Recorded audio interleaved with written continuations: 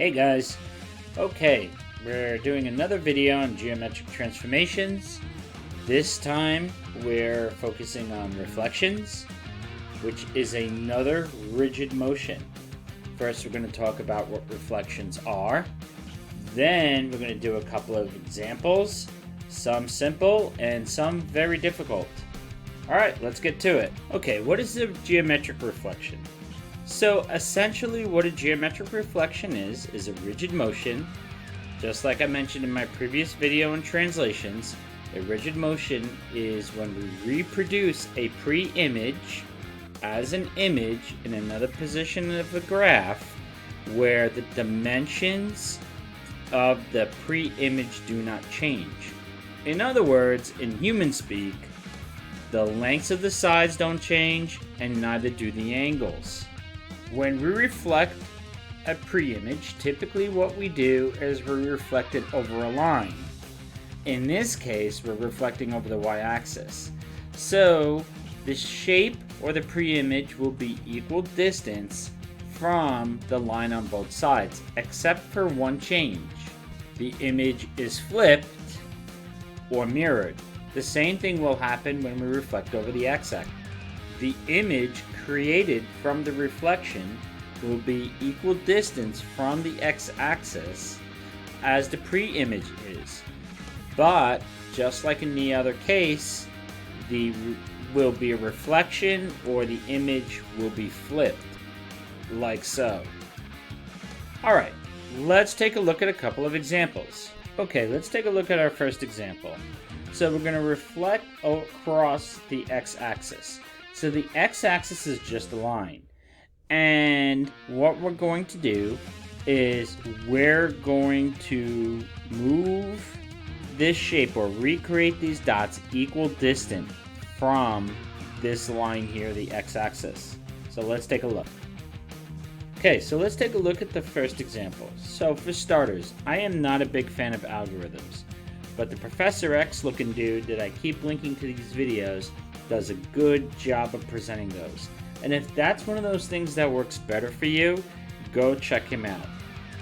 Now, I like to do things physically.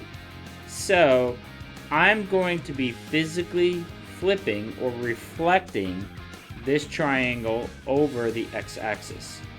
All the x-axis is just a line. This line here. And all the x-axis does is just splits the top and the bottom of the coordinate plane. So what I need to do, I need to find a way to produce this triangle as a reflection on the other side of this line, maintaining equal distance. Okay, so the first thing I do is I just randomly choose this point here, and I notice that the point is 4, 2, that's the coordinate. Well, it is 2 above the x-axis. It just has to go directly to below. If I'm paying attention, there is a pattern here with these coordinates. So now I'm at 4, -2. Okay, let's do the other two. This coordinate here is at 6, 2 above the x-axis, so it's going to go 2 below to here to 6, -2. Now I'm going to do the last one. So the last one's up here at what looks like 4, 5. And so it is 5 above the x-axis, so it's going to go 5 below. 2, 4, -5. Now that I have my 3 points plotted, I can complete my image. You don't need to worry about placing these coordinate points here. What we're looking for is the pre-image that is reflected across the x-axis. So this is the image, and then here's the pre-image or the original image. Alright, let's take a look at the next example. So, I'm going to be reflecting across the y-axis. The rules never change. So I am just reflecting across this line here, where the x-axis splits the graph horizontally, or top half and lower half. The y-axis just splits the graph vertically, or to the right and left half. So now I'm going to do exactly what I did before, and I have this point, which is 4 away from the y-axis, and now is going to be 4 away to the left from the y-axis.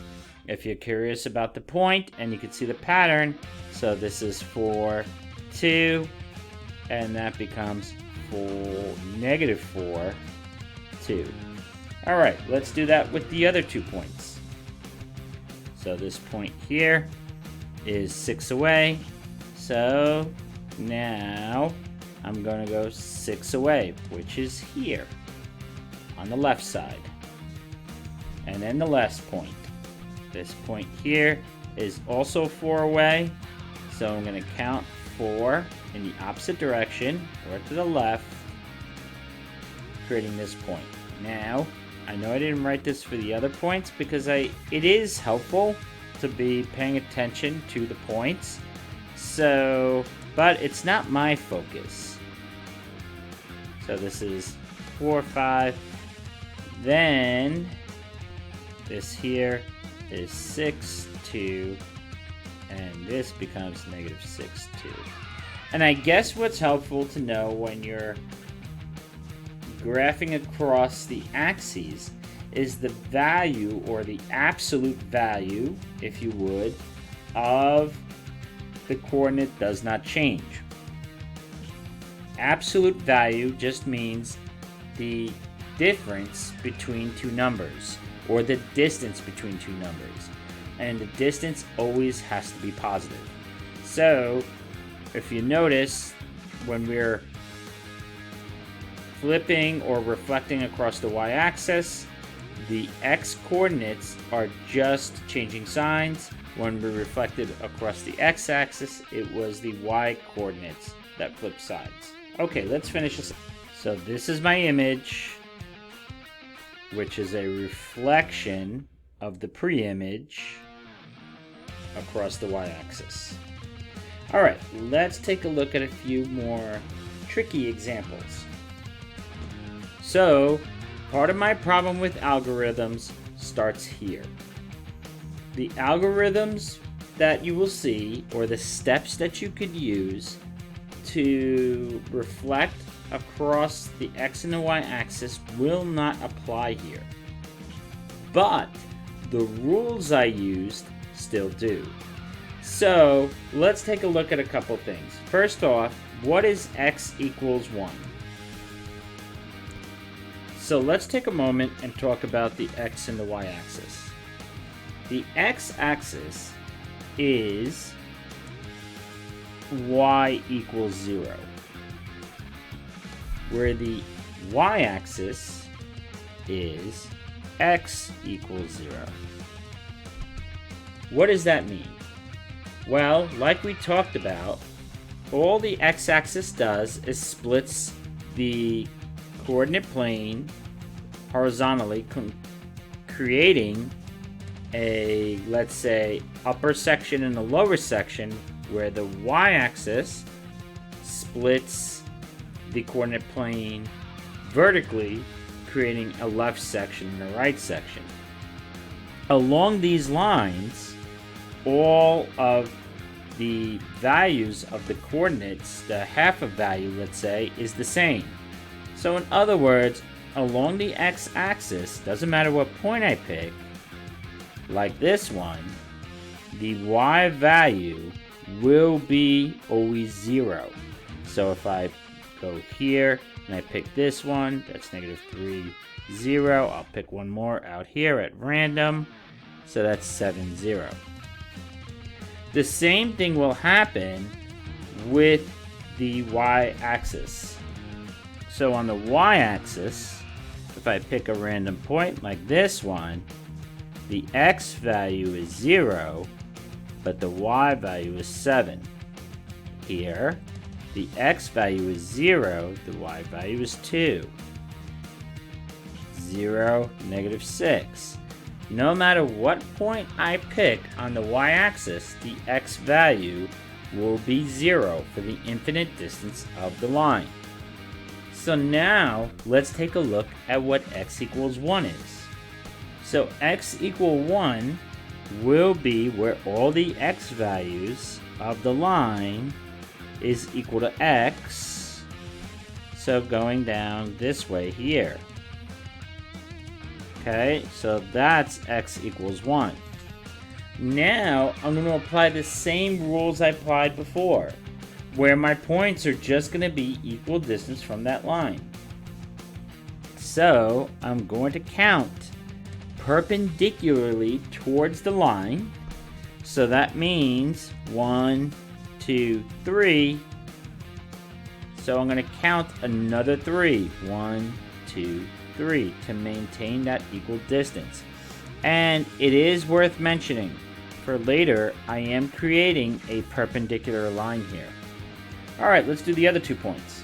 So this point here is 1, 2, 3, 4, 5 away from x equals 1, or 5 to the right. So now I have to go 5 to the left.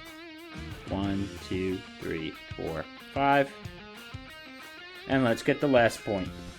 So 1, 2, 3 to the right of x equals 1. So now I'm going to count 1, 2, 3 to the left. And I have successfully reflected my pre-image to this image across x equals 1.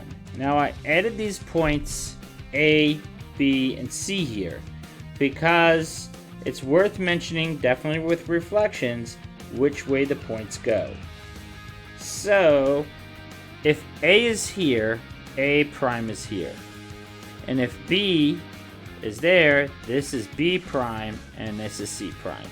Adding an apostrophe, or in math terms, a prime to a point indicator, like in this case a letter, is pretty standard form.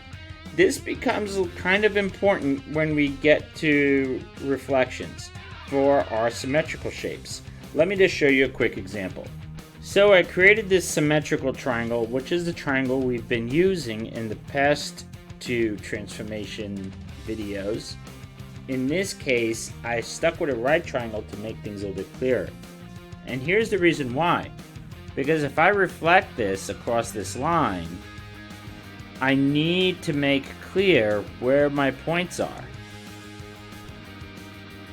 Do I think physically it makes a difference? No.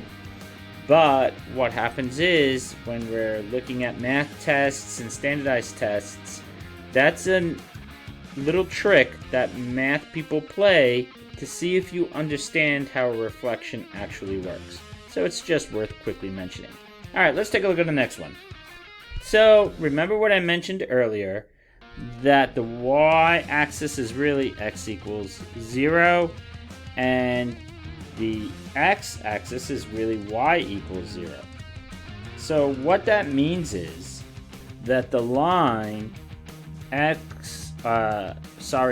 equals -2 is really down here. And just like before, when reflecting over the y-axis, I'm just going to reflect over this y equals -2. I purposely made this line a little farther away because you're going to see it shift down deeper or lower into the graph. So let's take a look at this. I'm going to pick my first point. So this is for above. This time what I'm going to do is I'm actually going to label my points. So this point is for 2, and I'm 4 above.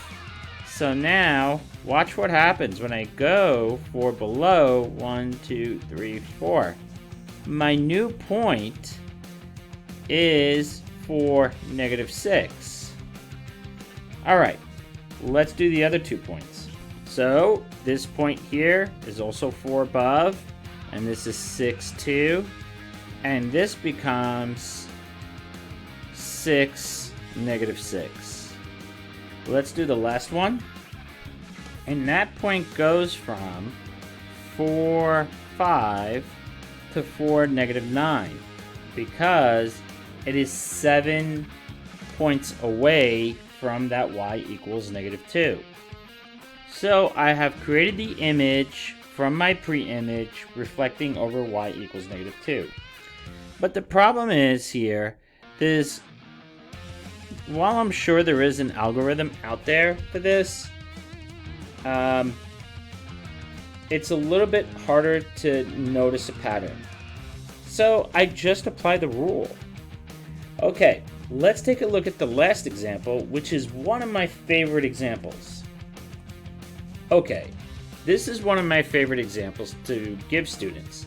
Part of the reason why is because it requires so much problem solving. So let's get started on this. For starters, I have to graph that line. So I need to have knowledge of the rules of linear functions, which I covered in a previous video. Now I'm going to graph this line. So I'm going to start with my y-intercept, which is 2, and then I'm going to count my slope. So this is a negative line, so what I am going to do is I am going to go down 3, 1, 2, 3, which is negative, then go to the right, which is positive, 1, 2, 3, 4. From there, I'm going to graph the line. So there is an algorithm to solve this problem. The Professor X dude, which I'm going to link here, his name is Mario, will cover it really well. I am going to just apply the rules I know. So in a previous video, we've talked about a few times now how to make a perpendicular line based on the slope. Well, my slope here is -3/4. The perpendicular slope to that, this is the sign for perpendicular, is 4/3, or the negative reciprocal. I could use that information to create a bunch of lines to help me gauge the distance to my new points. So let's start with that. So what I'm going to do is from this point here, I'm going to count that slope. Now, in this particular case, I always want to go towards my line of reflection.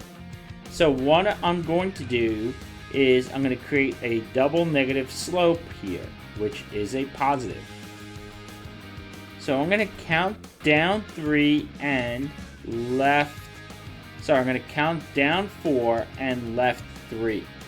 So 1, 2, 3, 4. Then to the left, 1, 2, 3, creating this perpendicular line. I'm going to do that again. So I counted from my other point, down 4, left 3. And now I'm going to create that line. I'm going to do the same thing with this third point. I'm going to count down 4, 1, 2, 3, 4, then to the left 3, 1, 2, 3. This is once again one of those positions where if you like colored pencils or if you have highlighters, this can be made a whole lot easier. This is also a whole lot more straightforward if you use a compass to judge the distance. Alright, now let's finish this. So what I'm going to do is I have my 3 sets of parallel lines that are perpendicular to the line of which I have to reflect across. And what I'm going to do is I'm going to do my best to match this distance. So let's see how I'm going to do that. Okay, so what I did is I kind of did like a slope count, and I noticed that the intersection here was about 2 to the left and about 3 down. So I counted 2 and about 3 down again. Again, I could get this very precise if I have a compass to use the distance. So I'm going to do that again. So this is about 2, 1.5, then down 2. So I'm going to go down. So from here, I'm going to count about 1.5 and then down 2. So I'm going to do that again, about 1.5, then down 2. So that's about here. And I'm actually labeling these for you, hoping that it makes it a little bit easier to see what's going on. Okay, let's do the last one. The last one actually worked out really nicely. So I counted about 3 to the left and then 4 down. So I just counted 3 again and then 4 down.